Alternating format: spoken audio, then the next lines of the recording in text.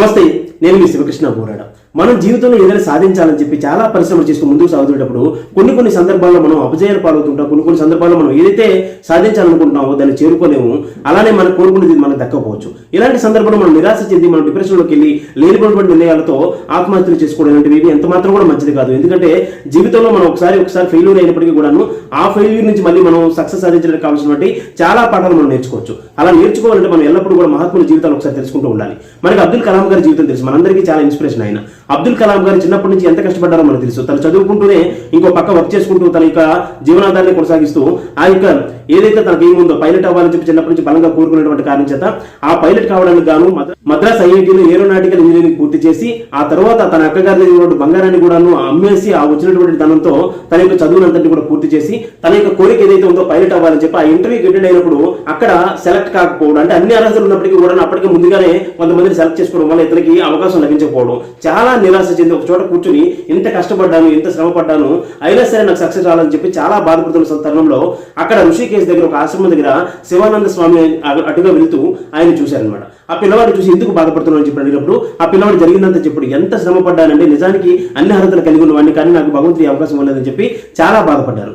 అయితే కలాం గారిలో చాలా గొప్ప వ్యక్తిత్వం ఉంది. ఆయన అన్ని మతాలను సమానంగా చూస్తారు, పెద్దల్ని చాలా గౌరవభావంతో చూస్తారు, చాలా సంస్కారం ఉన్నటువంటి వ్యక్తి కాబట్టి మనందరికీ ఈ రోజున ఆదర్శం అయ్యారు. ఆయన ఆ మాట అలా చెప్పేసరికి వెంటనే అక్కడ ఉన్నటువంటి స్వామి శివానంద స్వామి ఏమన్నారంటే, ఏమీ బాధపడకు నాన్న, ఒకసారి గుర్తుపెట్టుకో, నువ్వు ఇంత ప్రయత్నం చేసినప్పటికీ, మళ్ళీ చెప్తున్నాను, ఇంత ప్రయత్నం చేసినప్పటికీ కూడా నీకు సక్సెస్ రాకుండా ఇందులో నీకు అవకాశం దక్కలేదంటే భగవంతుడు ఇంకా ఏదో చేయాలనుకుంటున్నాడు. నీకు వచ్చినటువంటి అవకాశాన్ని సరిగ్గా సద్వినియోగం చేసుకుని అటువైపు అడుగులు వేయు, ఖచ్చితంగా నువ్వు గొప్ప స్థాయికి వెళ్తావని చెప్పి ఆయన మోటివేట్ చేశారు. ఆ మోటివేట్ చేసిన తర్వాత ఆయన డిఆర్డీఓలో ఒక చిన్న ఉద్యోగంలో జాయిన్ అయ్యి అక్కడి నుంచి పనిచేస్తూ ఆ తర్వాత ఇస్రోలో చేరి అంతరిక్ష పరిశోధనలను అలానే అణు పరిశోధనలను అత్యంత కీలక పాత్ర పోషించి మిసైల్ కీర్తి గడించి ఈ యొక్క ఉపగ్రహాల తయారీలో ఎంతో కృషి చేసి భారతదేశ కీర్తిని మరింత ఇనుమడింపు చేశారు. అలానే తను కూడా ప్రపంచ కీర్తిని సాధించారు, సైంటిస్ట్ గా ప్రపంచ కీర్తిని గడించారు. అలానే రాష్ట్రపతిగా ఎన్నికై అత్యంత గొప్ప రాష్ట్రపతుల్లో ఒకరిగా కీర్తి గడించి నిస్వార్థంగా ఎటువంటి తప్పుడు పని చిన్నది కూడా తన వల్ల జరగకుండా చాలా జాగ్రత్త వహించి నలుగురికి ఆదర్శంగా ఉండేటట్టు జీవితం మొత్తం చివరి వరకు కూడాను అంత గొప్పగా జీవించగలిగారు. అలానే జీవిత చివరి క్షణం వరకు కూడా ఒక గురుస్థానంలో పిల్లలందరికీ కూడా జ్ఞానబోధన చేస్తూ సరైన మార్గంలో నడిపిస్తూ వాళ్ళందరూ కూడా మోటివేట్ చేస్తూ గొప్ప స్థాయిలో ఉండి విద్యా సంస్థలకు వెళ్తూ పిల్లలందరితో మాట్లాడుతూ వాళ్ళందరినీ మోటివేట్ చేస్తూ తన యొక్క జీవిత చివరి క్షణం వరకు అలానే గొప్పగా గడుపుతూ ఆ చనిపోయినటువంటి సందర్భంలో కూడా చివరి స్పీచ్ ఇస్తూ మాట్లాడుతూనే ఇతరులు మోటివేట్ చేస్తూనే శరీరం విడిచిపెట్టారనమాట. అంటే ఎంత గొప్ప స్థాయిలో బ్రతికారు ఆలోచించండి.